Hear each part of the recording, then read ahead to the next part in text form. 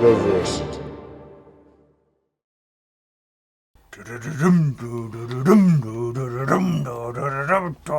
Copyright claim. Greetings, I'm Shad. Greetings, I am Tyranth. And today we are looking at the swords from the House of Dragons Game of Thrones and related Song of Ice and Fire live action properties. Those swords. Yes, we're going to be looking at all the Game of Thrones, House of the Dragon, you name it. Just like the bigger ones. The more prominent ones, the ones that are more memorable or stand out. And you might recognize that I'm holding something interesting. Which is interesting. It'll come up when it comes up.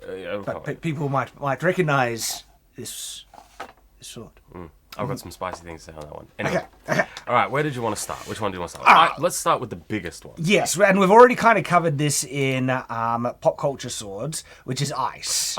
We're going to cover primarily the live action ones. We're not going to talk about the book adaptions. I might mention them specifically in the case of this one. Anyway, but we're going to talk mostly about the live action ones. So, starting off with ice. Ice, baby. I love this sword so much. You know, yes, like I think we gave it a 9 because it is a bit impractical.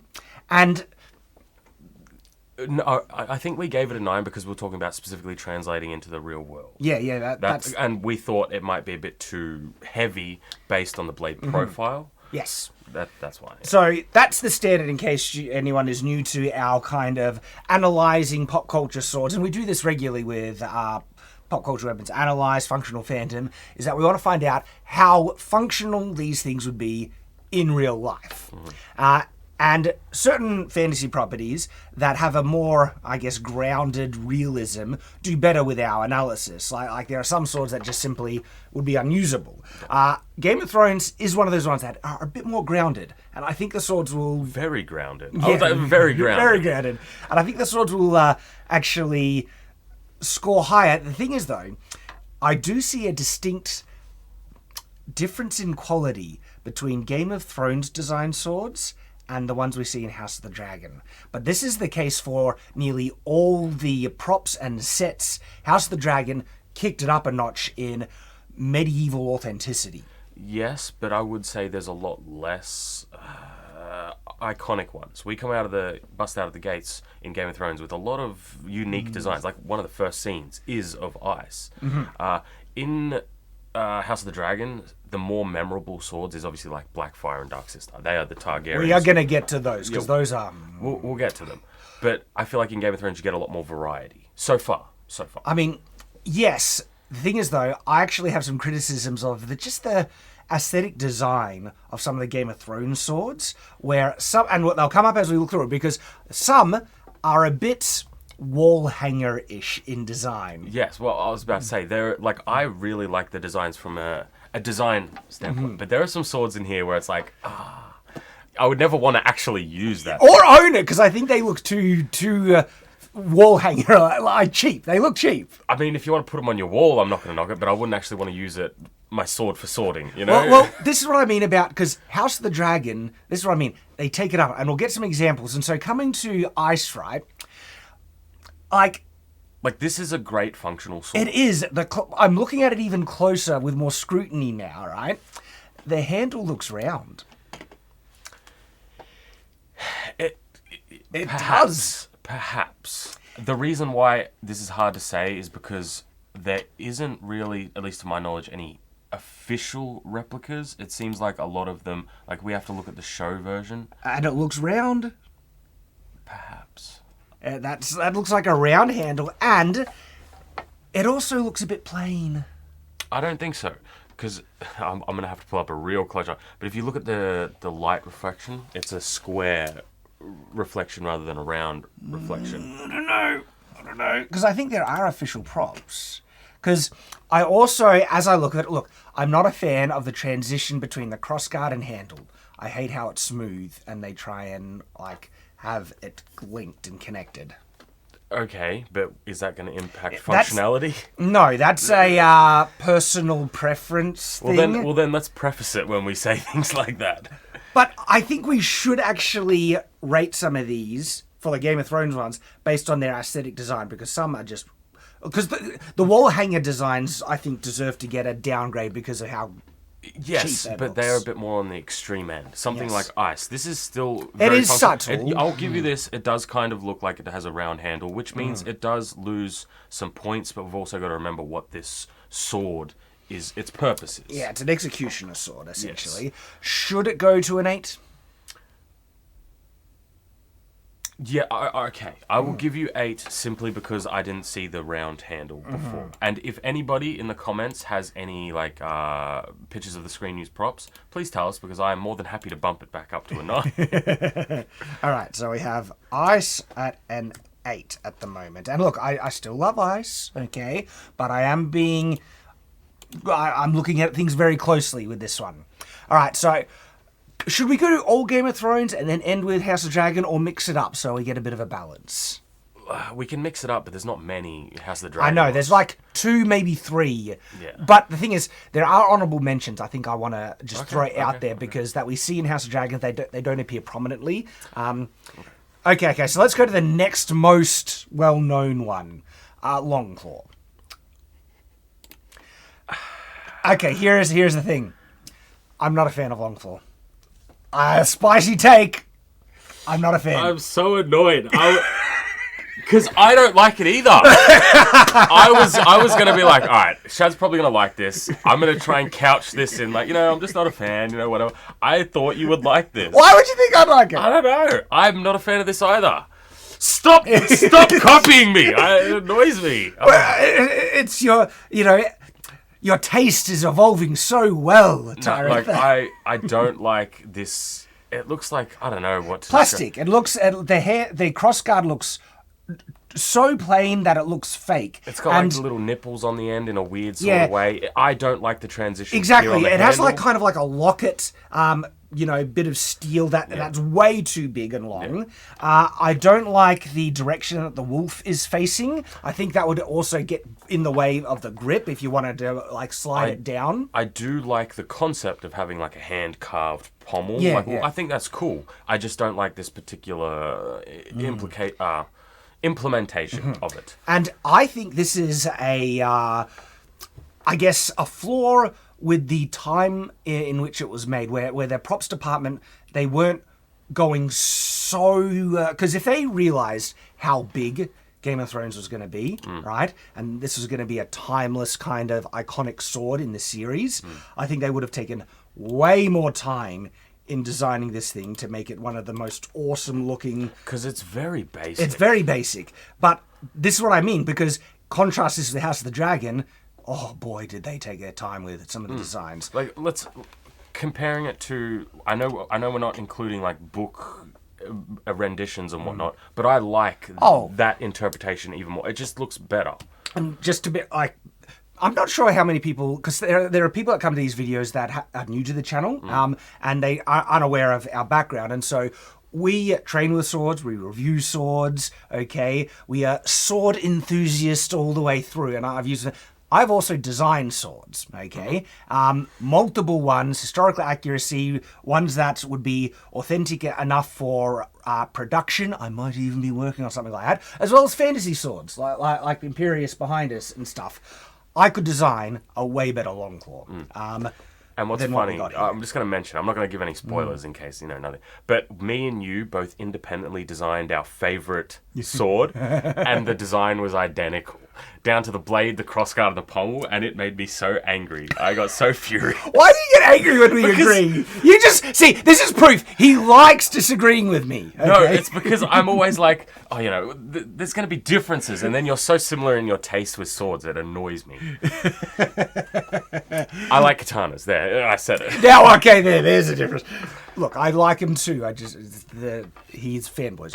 Anyway, back to Longclaw. Yeah, I'm not that big of a fan, but in terms of functionality, I think the pommel would actually get in the way of functionality. If we're talking specifically about the game one, the show one, I agree. Just because of that, the mouth. Because it's protruding sideways, right? With pummels, oftentimes you want to slide down and even sometimes cup it. Okay, and it's hard to cup if you got like something pointing out. And if it was pointing in a forward way, that would actually help. You could even put your pinky underneath it, or it would assist with the grip if it was facing sideways. Or they could have just had a wolf design that was flat and just kind of engraved on a more, functional style pommel. I really don't like that it's like that.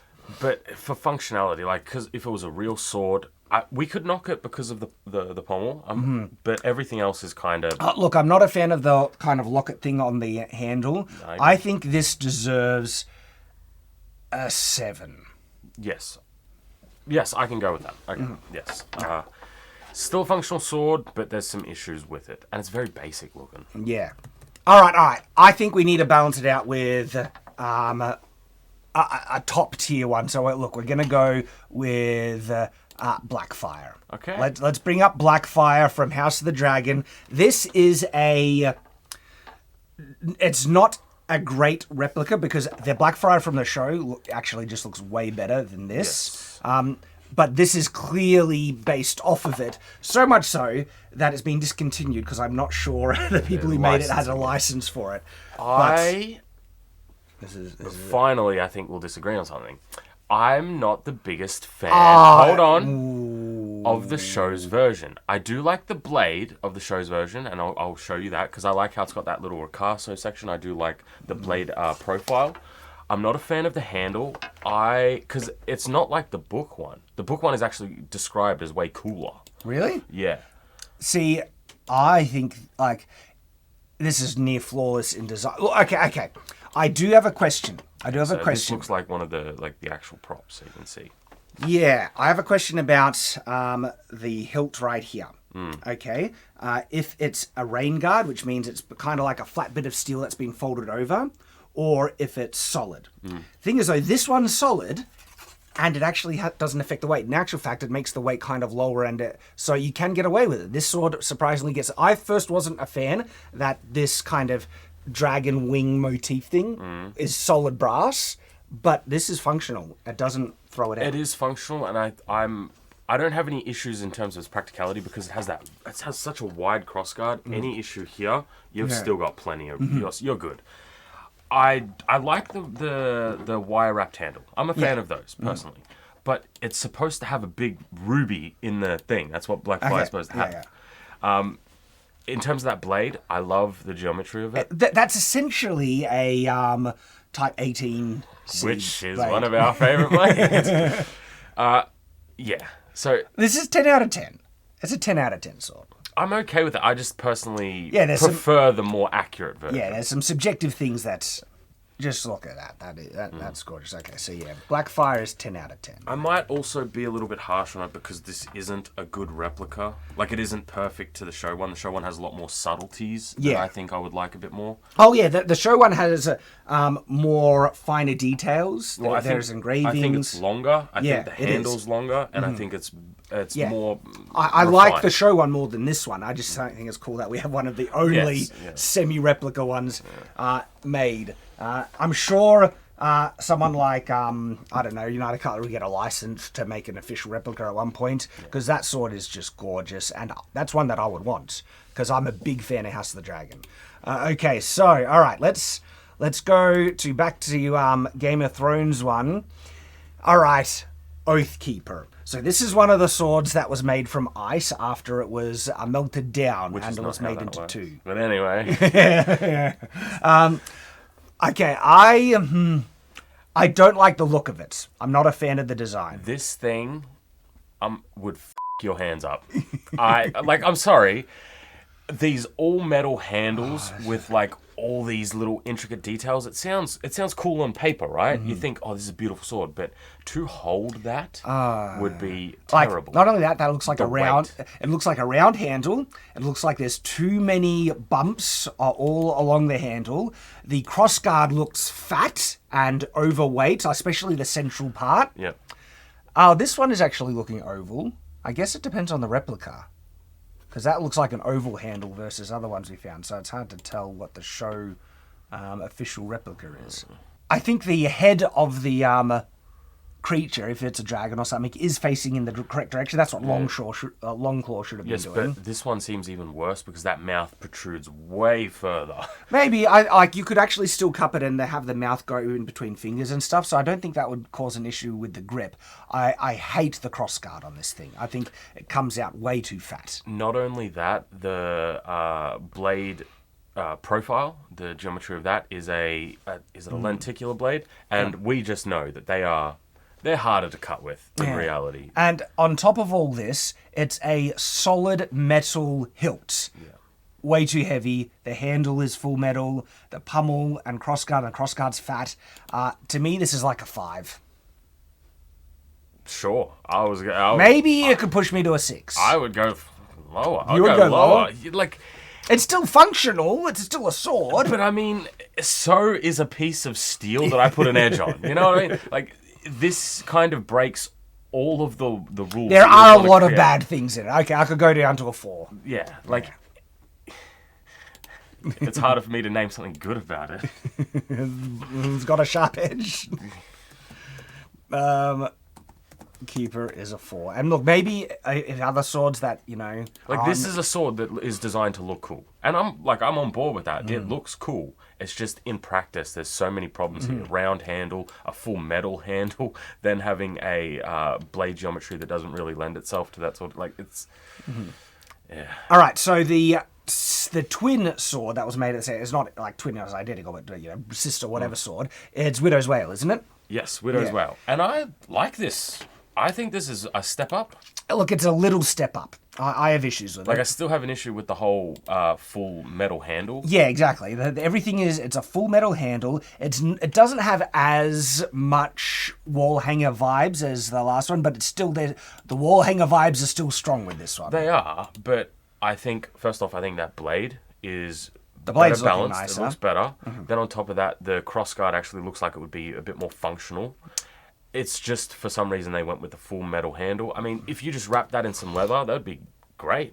But the weight of the full metal one is when it gets thrown out. I like the ruby on it. That's a nice looking gem, well placed. And one of the biggest issues with these sorts of swords is they're all using brass for the handle. And brass is very heavy. It is so heavy. I don't like a pummel on this. It's Really? a little knobby pummel.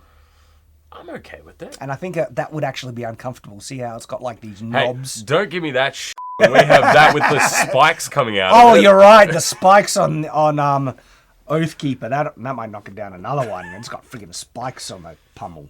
I would give this a 6. Yeah, that's fair. That's fair. Okay, so Like, you're probably wondering what knocks it down a lot. A lot of these swords are either kind of on the extremes. You're going to have a sword that's really functional, like a 9 or a 10, or you're going to have a sword that has all these issues, and it's kind of like, well, technically speaking, you probably kill someone with it, but it's terrible at it. What people might not understand if they haven't used swords a lot is that having a sword with one of these issues can impact its comfort and usability quite dramatically, right? If you just have a knob or a protrusion or a spiky thing at just the wrong place on a sword, if it's like on the hilt and it's constantly jabbing you when you're gripping it, or on the pummel, it makes it tremendously uncomfortable to use, to the point where you wouldn't even want to use it, or you would file it down or try and do something. And this can even manifest itself in like properly made swords when there's just like some sharp edges down there, and when you're holding it, it's just too much. And a sword you want to be comfortable, and there's a reason why. If you give it a round handle, you're going to have some problem with indexing, meaning where the blade is aligned. And also making it metal means it gets very heavy. There's some swords that we have that aren't full metal that get very heavy. Weight distribution is also so important. And so when I see something that has like a way too bulbous crossguard or full metal hand, I'm thinking the weight is going to be dog crap with And it. I do think wall hangers are a big contributor to people's misconception about medieval swords being chunky, heavy pieces of crap. Massively. And swords like this, you go, oh, this is a cooler sword. You go and buy a wall hanger one, and it weighs like 3 kilos. It's like, swords are not supposed to be like that. All right. So that's Oathkeeper and Widow's Wail. Let's go to the next one, HEARTSBANE. I like this sword. I remember when I first saw it, I'm like, yo, I like that. That's pretty cool. So I'm not as familiar with Heartsbane. Yeah, Can so you fill me the background on This this? is Samuel Tully, his family sword. So it's the Tully family sword. And he basically just yoinks it. Okay, I kind of like it. I like it too. Look, the crossguard gets a bit fat towards the center, but if on side profile it's thin, that can be but fine. if you look at the thickness of this handle, compare to something like that, it looks thinner than that. So I think that's what I mean. If it gets about around there, okay, that's passable. This looks like it has a hexagon grip. a flattened hexagon grip. Oh, grip. Yes. It does look like a those grips are gorgeous. Yeah. Still a bit rounded. There's this little central ridge, but I'm gonna guess that in the hand, this wouldn't be too big of an issue. Yeah, look, because there are some handles that have had a ridge that I've held. Oddly enough, Dooku's lightsaber is one of those ones, and you can. But that was right where your fingers curl into Yeah. it. So having it on the side, I don't think would be too big of an issue. We've got that nice pommel, like that's. It's a nice pommel. It's a nice pommel. Yep, transition's nice. I'm not necessarily a huge fan of, again, the locket metal thing coming too far down on the grip. I agree, but this is just enough fantasy mixed with functionality that I am a fan of it. I like the 1/3 fuller, yeah. on it. That's a really nice functional looking blade. It's so crazy that this has so much detail. And it's such a beautiful sword, and it's only in the show for like 5 seconds. Yet swords that are like Longclaw, that are in the whole series, just look terrible. This appears much later in the Game of Thrones Yeah. seasons, where I think they were putting a bit more effort and attention on certain new set pieces. It's too late for that. You can see how big it is. Yeah, as well. it's a nice looking longsword. Ooh, okay. And that gives us a good view of the handle to blade ratio, and that's a good balance on it. This is like an 8. I'm fine with that. Yeah, I'd give it an 8. And so Heartsbane is an 8. Better or worse than nice? I think in terms of a sword, it's better. Yeah, I'd say an 8, but would that mean maybe a 9? Let's go for a 9. Because we already have an 8, we'll go 9. Yeah. All right, so we'll give it a 9, because ice is an 8, and we do think it's better than ice. Okay. So, a classic one that's in the show quite prominently, Needle. Needle. This is a little tricky to judge, because it's like, okay, how functional would it be versus other swords versus how functional is it for its intended purpose? It's essentially a side sword. It's a pokeboy. Yes. It's for a child. Like, this is... And it is, look, let's throw that in there as well. It's a small side sword meant for a child on top of that, which does lower its kind of real functional score. Like, this is kind of the same issue we have with Sting. There's nothing wrong with this design. If this was a full-sized blade, it's like a rapier. It's beautiful. It's gonna be super deadly. Getting through, full plate armor and stuff like that, maybe a bit of a different story. It would get through rings of chainmail pretty nicely. Yes, it would.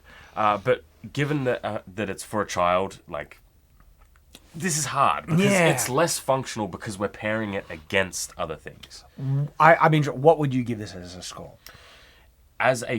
For the design or for as we see it in the show? As we see in the show, this is all about functionality. This is... Like, it would be an offhand weapon for me, So it would have to be like a 4 or 5. Not that it's a bad weapon. It's just you give you put that against a normal sword and you got a problem. I would give it a 5. That's fair. Okay, so... And remember, that's purely just because it's for a child. Yeah. Needle is a 5.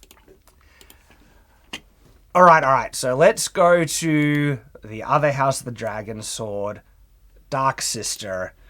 This sword is phenomenal. It is so gorgeous. Though, is that a round handle? I don't think it's technically round. I think it's like a diamond, which would enable you to index it. But it's like a round diamond. It's more, not like it's a fatter diamond, which is a little disappointing. It would look so much nicer if it was more flattened. Everything else, though, I love. It's actually has hallmarks or callbacks to more traditional designs with flared crossguards like this. This is more the book adaptions. That's Blackfire and that's Dark Oh, see, I prefer the House of Dragon show versions. Like, oh, look at that. Look, and we've got an example of this style crossguard. Soon to be reviewed on the channel, we have these swords. This is from historic museum replicas, I think. I think it's museum replicas. Museum replicas. And do you see how it flares out at the tips, but gets thinner as well? And so it's this beautiful balance of geometry where they understand we don't want too much weight, but this aesthetic flare getting wider here, it looks great, so they're going to balance it out by making it thinner. And this sword is going to be really interesting to have some fun with. I love that they have that with this, and then they've thrown the aesthetic style with it being dragon wings. I love the how it has a metal spacer on the handle. I think the pommel would be comfortable, and it's this thin, deadly, beautiful sword. It's got this gorgeous ricasso on it. This is like, mwah, chef's kiss. I got nothing against. Like, personally, to my personal taste, it's not to my taste. I prefer Blackfire. But in terms of functionality, there's nothing wrong with it. Another point of reference for this sword. Dark Sister is essentially this style longsword. But this is way better. This thing is gorgeous in comparison. I know, this is... Like, I love this sword. This sword I'm not too... But look at the profile of the blade, and this, like, Dark Sister would have the weight distribution and balance of this Lockwood right here. I think it would be close, yeah. And that's what the vibes I get. And this sword is one of the most beautiful swords to use and hold. It does cost quite a pretty penny. It does. It's not a cheap sword. But this is a work of art right here. And Dark Sister gives me those vibes. Yeah, I agree. So we're on 10 out of 10. Look, I'm trying to come to terms with the handle. Yeah, like, I think that's the weakest part, just because it does look like a diamond cross-section, but it looks like a round diamond cross-section. Look, so I'm going to get close to the camera. Look at the handle geometry here. See how it's like a flattened hexagon? And this is just... Side note, that's my favourite handle design in existence. Yeah. I love that. The handle just feels amazing. Sorry, we're talking. But that's what Dark Sister handle should be, and the fact that on closer inspection it's not, that's a kick in the balls. I actually think I need to give it a 9 because of that. And I love this sword, but I'm being consistent with our standards here. Okay. I'm fine with that, just because in the places where you would want the indexing, it doesn't look like it has it properly. Yeah. Oh, that hurts. But we're being honest here. Dark Sister is a 9. Ooh. HEARTSBANE versus Dark Sister. I think Dark Sister is better than HEARTSBANE. They're two different types of swords, you know? Yeah. One is a bit more choppy, one is a bit more thrusty. All right, so we don't have many swords left, not in the really big prominent ones, but there's a couple of ones that I think are worth showing, like Jaime Lannister's sword. This is an interesting one because that design looks sci-fi-ish. It looks plastic. That's what I mean. Like, you've got these cut-out ridges that looks like it's from a lightsaber. I know. It's very interesting. I mean, like, it's early Game of Thrones. It fits with the same, I don't know, whoever designed these swords. Not the best kind of, like... Like, in terms of the blade looks perfectly reasonable. Blade looks good. Crossguard even looks fine. It's just that handle looks round. Yeah, you're right, it does. That's a very... And it has the same annoying thing of the crossguard kind of metal locket part coming down on the handle. Yeah. It's so consistent with these early Game of Thrones swords. I'm not sure I hate it. Yeah, I don't like it. Look, it's still a functional enough looking sword, but that round handle... I would give this an... Also, hold on. I think this is just all metal. Because, like, what other material would that be? Yeah, it's hard to say. With that cutout. Like, and it looks like it's a double cutout in some cases. Look, it's an ugly looking sword. Let me just also say that. I'm not a fan of this design. So it has a round handle, and we can't tell for sure if it's a metal handle. Pommel looks a bit bumpy. Yeah. The bumpy looking pommel. Yeah. Because like that's a bronzy color, a goldy sort of color, and I'm in 7 territory or 6. I'm okay with that just because there's things we don't know. Yeah, because if we could confirm metal handle and stuff, that would even knock it down further. Yeah. 7 or 6. I'll give it a 6 because now that I look at it, it doesn't look like just a round handle. It looks like it has like a taper of a round handle as well. Yeah. That's funny because I was just going off my memory and I thought it was better in my mind. That's an ugly looking sword. Okay, so next will be Ned Stark's sword. And, like, because he has ice, but then he has one that he uses... Like a miniature version. There's like a mini ice. A longsword version. 10 out of 10. Love it. We get a bit of a closer look. I actually, oddly enough, I'm kind of like the knobs at the end of the crossguards. It's a bit different to ice, where it goes in on this one, and they have more distinct separations on it. They really, we're finding images for this one, even for you guys, is going to be difficult. They don't really have any. Yeah.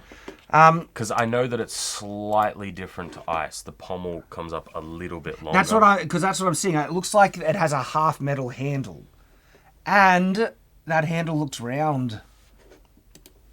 I can't tell. There's just nothing. Ice has a round handle, and this is like a mini version of ice with some subtle differences, but it looks like a half steel handle and a rounded one at that. Yeah. This one, I don't know. Because there's no reference. There's literally no reference except for the screen caps in the show. And they're holding the handle and they're like 720p. I would give it an 8. Same with ice then. Let's just do it just because we can't say for sure. And sorry if we couldn't find good pictures for references here. Okay, so this one, the last one that I like... Let us know if we've missed some of the prominent ones, because then we can maybe throw it in a bonus one where we look at other pop culture swords and everything. But it has only appeared so briefly, yet it is a really cool looking sword. Okay, what is it? It is Rhaenyra's sword that she picks up in House of the Dragon, and I think it's episode 6. So this is the sword here, right? It looks like an ancient Valyrian steel sword. From old Valyria being kept in Dragonstone.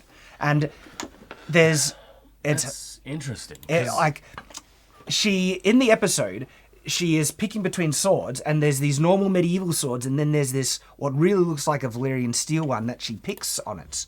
That's very Viking inspired. Viking / it looks like maybe classical period. Because that looks like a ricasso there as well. It looks like it's a bit of It's got an interesting mishmash of design elements that I kind of dig. So okay, well, first off, that's round a round handle. handle. Yeah, you're right. That is and very that rare. pommel is What do we even call that? A pommel? In profile, it looks cool. It's single-handed, so it's not meant to be cupped. Yeah. And so I'm okay with this pommel being a single-handed sword. And it's thin on profile. And that is a cool transition for the blade there on the hilt. That is very interesting. Isn't it? See, I would like to own it. Like, this is such a more unique design, and I think they're moving outside of the medieval aesthetic because this sword is meant to be so old, and it gives me like classical period / slightly Roman vibes. Yeah, I don't hate it. It's just very confusing, you know? Yeah.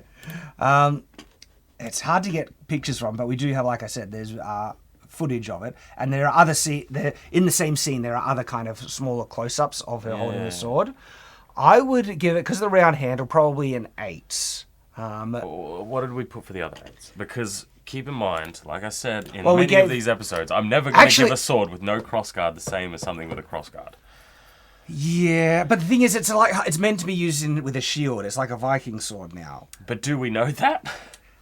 I think so. You're making in the medieval there. period, one-handed swords are almost universally meant to be used with an off-handed company. You're right. So in the medieval period, how many dragons did they have? Oh, no, come on. No. I think that's fair.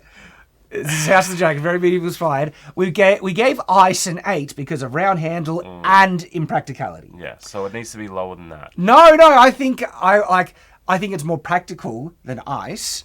The round handle knocks it down from a 10. Right, but we gave Ned Stark's, which is a normal longsword, and Longclaw, which is a hand-and-a-half bastard sword. So what would you give that sword? Longclaw has a lot more issues than this sword in my mind. Really? What? Yeah. Oh, they're like... Because it has indexing, it has a crossguard. I don't like the look of it, but it has functional aspects, and the blade geometry is perfectly reasonable. But were we also knocking down Longclaw because it was such an ugly design as well? Or is that just us being biased in our aesthetic preferences? Probably. Should Longclaw then be an 8? Longclaw would have to be an 8. All right. And give this a 7. That's fair.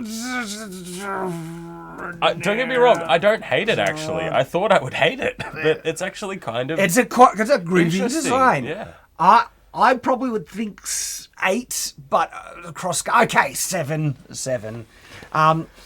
And that is... That's everything. That's the 10 swords that we're looking at from the Ice and Fire live action, or is it Fire and Ice? I get it mixed up. Live action adaptations. Did you want to run through them in order? So, the winner is Blackfire at 10. Then we have Dark Sister at 9. HEARTSBANE at 9. Ice at 8. The Ned Stark Sword at 8. Longclaw at 8. Rhaenyra Sword, 7. Jaime Lannister Sword, 6. Widow's Wail, 6. Needle, 5. And Oathkeeper, 4. I want an honourable mention. Go for it. You barely see it, but man, this sword just looks like perfect in terms of medieval thing. It's you barely see it. It's Jace's sword. Look at this. Look at this. Like I said, you barely see it, and I think this is like. Well, I've already seen that handle and pommel, the pommel and crossguard combination. I'm digging it. Look at that. That's like. Yeah. Ooh, why don't we get to see more of this sword? Yeah. This is mint. This is 10 out of 10. I'm super into that crossguard. Isn't that sexy, man? Yeah. Like those lines. It's got a flat handle for indexing. It's got a metal riser. Yeah. That pommel looks like you can easily cup it down. Yeah. We're supposed to be finishing out the video. I'm throwing it in. Screw it. This is I thought because you see it so briefly, and while I've been watching it, though, every time it comes up briefly, I'm like.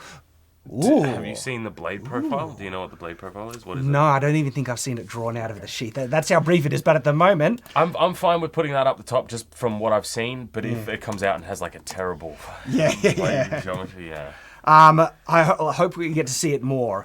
Jace also seems like the best in terms of moral, upstanding, decent character in the show at the moment, and is probably gonna die. But maybe we'll get to see his sword again. But I think that's everything. Yes, that's everything. Thanks for watching, guys. If you enjoy these types of videos, we'll do some more of them. Yeah. We've got some other... There's lots of swords huge. out there. So. Chronicles of Narnia. We got a whole nother list of just general pop culture swords, because like Cloud Strife Sword, the Buster Sword, right? And so many, like He-Man Sword from the movie, the live-action movie. So yeah, there'll be a lot of other videos, like, because they're fun, and it's good fun to do. Yep, but thanks for watching, and if you want to click on the video right here and watch the previous one of this, people seem to be enjoying them. And people correcting us in the comments as well. Well, correct us in these comments. What do you think here? What we got right? What we got wrong? Are there swords you think should be included? And then we might be able to put them on another list in the future. Hope to see you check out one of these other ones. Farewell. See ya.